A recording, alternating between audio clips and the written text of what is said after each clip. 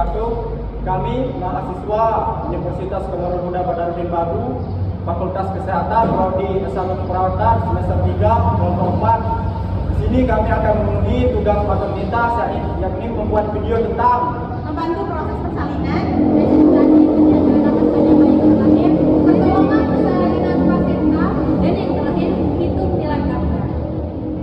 Hai, saya perawat atas nama Nova Aprilia. Saya di sini akan melakukan suatu praktek, di mana praktek tersebut yaitu membantu dalam suatu proses persalinan. Kemudian di sini ada alat dan bahan yang akan kita perlukan dalam suatu proses membantu persalinan dalam praktek ini, yaitu yang pertama ada pinset anatomis dan serologis, kemudian ada klem kohor, ada gunting jaringan dan gunting benang, kemudian ada spet, ada obat oksitosin ini, kemudian ada bengkok, ada klem tali pusar, kemudian ada handuk atau kain, kemudian ini alat Doppler, yaitu untuk menentukan atau memeriksa detak jantung bayi, kemudian di sini ada gel, kemudian ada handspoon.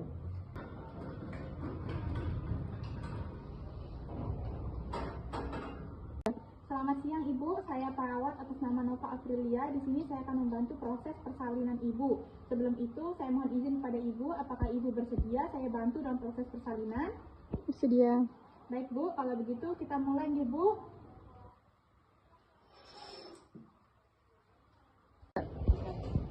Dalam suatu proses persalinan, pastikan posisi penolong itu berada di depan pasien, di mana pasien tersebut sudah berada dalam posisi litotomi. Kemudian setelah itu pastikan ibu hamil tersebut sudah berada dalam bukaan lengkap, di mana kita tahu otomatis kita akan melakukan pemeriksaan dalam terlebih dahulu. Izin ibu kita lakukan pemeriksaan dalam terlebih dahulu. Ketika melakukan pemeriksaan dalam terlebih dahulu, oleskan tangan kita dengan gel. Jika sudah, lakukan segera pemeriksaan dalam. Izin ibu jika melakukan pemeriksaan dalam, pastikan ketubannya itu sudah pecah. Jika memang tidak pecah atau belum pecah, maka pecahkan dengan segera. Jika sudah melakukan pemeriksaan dalam, maka handspoonnya kita buang atau kita buka. Kita taruh di sini. Kemudian selanjutnya kita akan melakukan pemeriksaan detak jantung bayi atau detak jantung janin dengan menggunakan alat namanya Doppler. Kemudian di sini kita oleskan gel pada alat Doppler. Kemudian lakukan pemeriksaan detak jantung bayi pada area punggung bayi yang sudah kita lakukan lipoid. Izin Ibu Pada saat melakukan pemeriksaan detak jantung bayi atau janin, pastikan bahwa detak jantung janin tersebut berada dalam 120 sampai 160 kali per menit. Karena 160 atau 120 itu dari 120 sampai 160 merupakan detak jantung normal dari janin. Kita lanjut untuk proses persalinan. Ketika dalam proses persalinan, posisi dari pasien ini sudah litotomi. Kemudian terlihat di sini, pastikan bahwa kepala bayi sudah terlihat di vulva. Kemudian selanjutnya yaitu ketika akan melakukan proses perlahiran, suruh ibunya untuk mengedan dalam kondisi atau ketika ibunya sedang HES atau mengalami kontraksi. Silakan ibu untuk mengedan. Ketika dalam proses pengedanan, lakukan atau penahanan di area bawah sini atau perineum. Mengapa demikian? Agar tidak terjadi robekan pada pasien.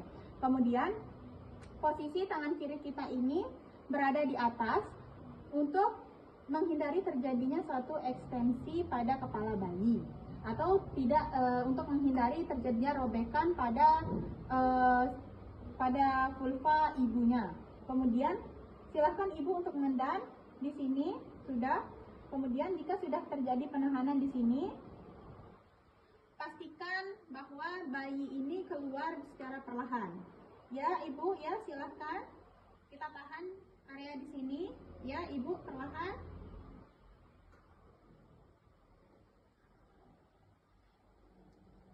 Secara perlahan kepala bayi akan keluar. Jika kepala bayi akan segera keluar, maka pastikan pada area lehernya itu tidak ada lilitan tali pusar. Jika memang ada lilitan tali pusar, maka segera longgarkan. Dan jika memang tidak bisa dilonggarkan, maka segera gunting dengan gunting. Kemudian setelah itu, jika kepala bayi sudah akan keluar, di sini kepala bayi sudah keluar, maka posisikan tangan kita pada ventricle. Jika sudah ventricle, maka secara perlahan kita akan melakukan penarikan pada janin atau bayi untuk segera keluar. Ketika melakukan suatu penarikan, tariklah ke area posterior. Mengapa demikian? Mengapa melakukan penarikan untuk area posterior? Untuk bisa mengeluarkan bahu atau tangan bagian depan pada janin atau bayi. Kemudian lakukan juga penarikan pada pose anterior. Mengapa demikian? Untuk membuat bahu atau tangan janin pada bayi atau pasien itu keluar untuk yang tangan bawahnya. Kemudian seterusnya seperti ini, lakukan tarikan pada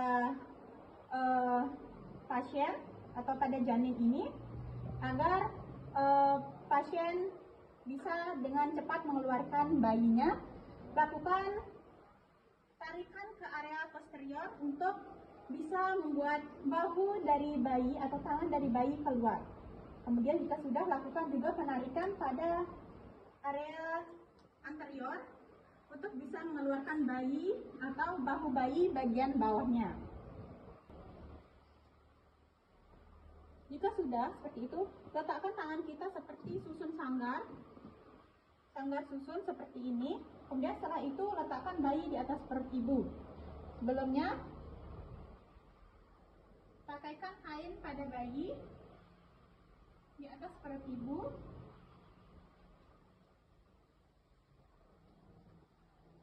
Letakkan bayi di atas perut ibu, kemudian lap-lap bayi dan pastikan pernapasan pada bayi itu sudah normal. Atau pastikan pernapasan bayi tersebut spontan sambil melakukan pengelapan pada bayi.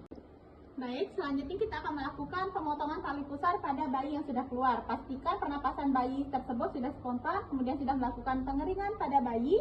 Kemudian di sini kita akan melakukan pemotongan tali pusar. Yang pertama kita jepit,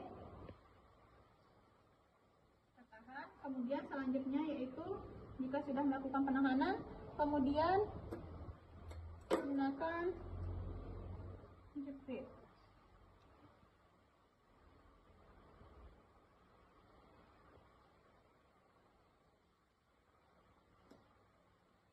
Jika sudah, maka lakukan pengguntingan pada tali pusar.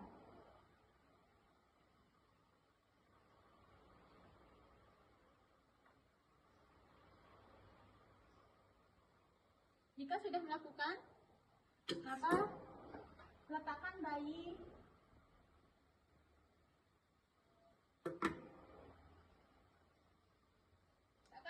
pada tempat bayi. Halo, saya perawat Eka Septiana. Berikutnya di sini saya akan melakukan pertolongan persalinan plasenta, yaitu leopard 3. Setelah kita melakukan peregangan tali pusat terkendali dan memastikan plasenta sudah lepas dari tempat implantasinya dengan metode tadi, Kusmentin dan Kesmen, maka kita akan menolong persalinan plasenta dengan meletakkan klem ini 4 sampai 5 cm. Kemudian kita akan melahirkan plasenta dan pastikan bahwa jumlah plasenta kontiodenya lahir dengan lengkap dan kita tempatkan di tempat plasenta. Kemudian kita meraba lagi, pastikan bahwa kontraksi uterus berlangsung dengan baik. Perkenalkan, nama saya Novi Citra Amelia. Di sini saya akan melakukan tindakan resusitasi atau bersihan jalan nafas pada bayi.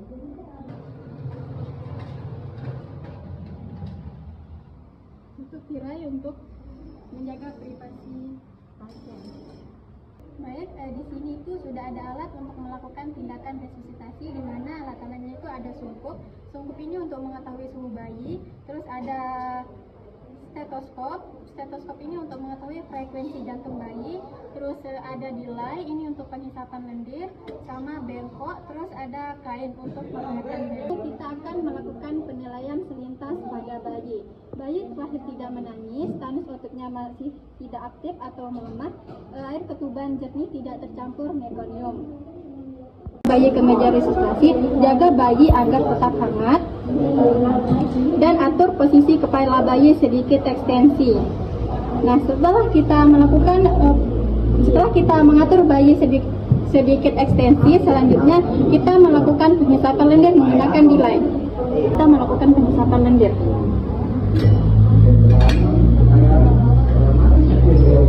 Pada penyesapan lendir ini dilakukan pada mulut dan hidung. Pada mulut sedalam 5 cm. Pada hidung sedalam 3 cm.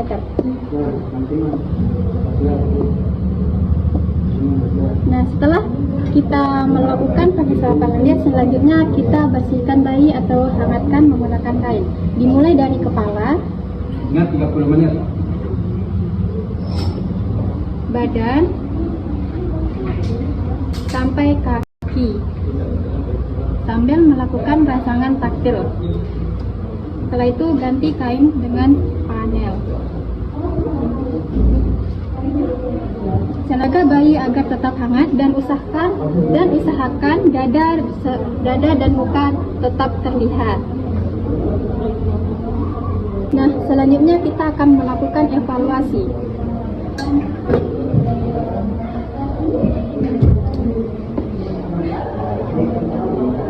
Baik, melakukan evaluasi. Dikarenakan bayi masih belum menangis, tanus ototnya juga masih melemah, dan frekuensi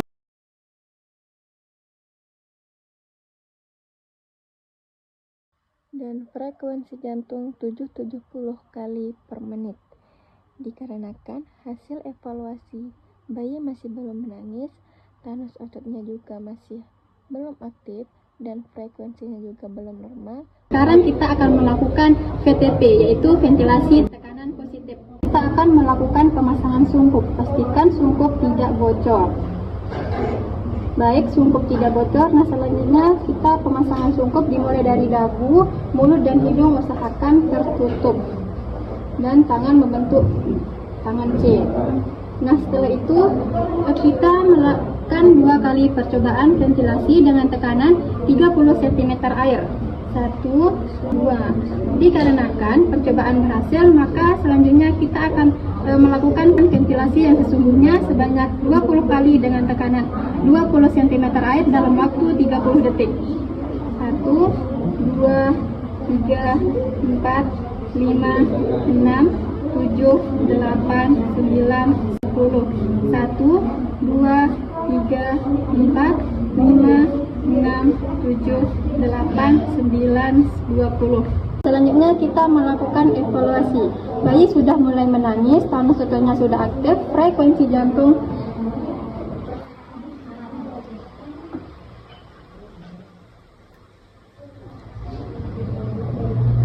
120 kali per menit. Setelah dilakukan evaluasi, dihasilkan bahwa bayi sudah menangis, tanus ototnya sudah mulai aktif, frekuensinya juga sudah normal, maka kita akan melakukan tindakan pasca resusitasi. Nah, setelah itu bersihkan alat.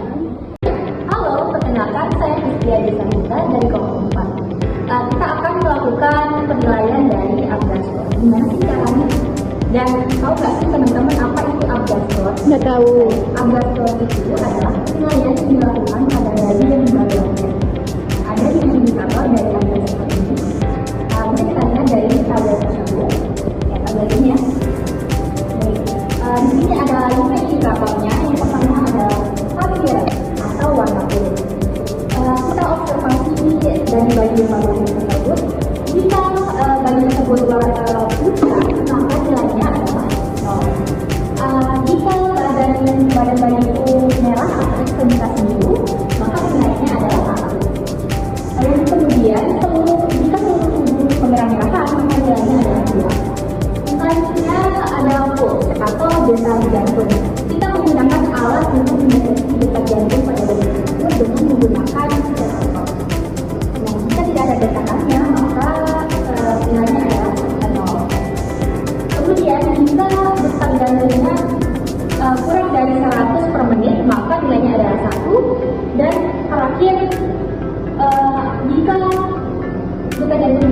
lebih dari 100 per menit, maka nilainya adalah 2. Selanjutnya adalah jenis atau respon maupun refleks.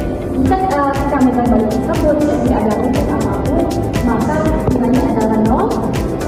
Jika bayi tersebut menangis, nilainya 1, dan jika bayi tersebut menangis kuat, maka nilainya 2. Berikutnya adalah aktiviti atau problem motor. Nah, jika tidak ada pergerakan, maka nilainya adalah 0. Yang kemudian gerakan baginya lemah, itu adalah nilainya 1, dan gerakan baginya aktif, maka nilainya 2. Yang terakhir, respirasi atau pernapasan. Kita menggunakan alat, dan jika tidak ada frekuensi dari pernapasan tersebut, maka nilainya 0. Jika lemah atau tidak teratur, maka nilainya 1. Dan jika pernapasan baik dan teratur, maka itu adalah nilainya 2. Dan kemudian adalah klasifikasi dari hasil. Jika nilai yang kita dapat 0 sampai 3, maka terjadi asfiksia berat. Jika nilainya 4 sampai 6, maka asfiksia sedang. Dan terakhir adalah jika nilainya 7 sampai 10, maka bagian sedang. Nah, ketika terjadinya asfiksia berat, maka kita perlu melakukan kolaborasi dalam pemberian sujet, kolaborasi dalam pemberian molekular yang kemudian memberikan kesehatan pada bayi tersebut. Nah, kita observasi dengan grafik warna kulit dan respirasinya. Yang terakhir adalah berikan indikasi tanpa apabila terjadi indikasi pendarahan. Jika terjadi asfiksia sedang, maka kita perlu melakukan kolaborasi pemberian sujet, kolaborasi pemberian molekular, berikan kesehatan pada bayi, dengan terakhir observasi respirasi pada bayi.